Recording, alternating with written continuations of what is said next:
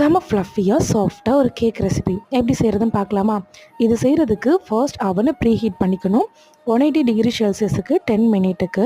அப்புறமா 8 egg and salt, vanilla essence இது எல்லாத்தையும் சேர்த்து நல்லா பீட் பண்ணிக்கணும்.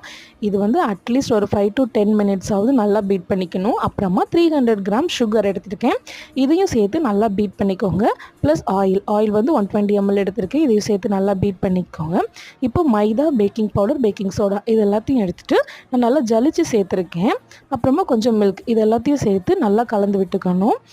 இதுக்கப்புறம் நட்ஸு சேர்த்துக்கிறேன், ஆப்ஷனல் தான், உங்களுக்கு தேவைன்னா சேர்த்துக்கோங்க.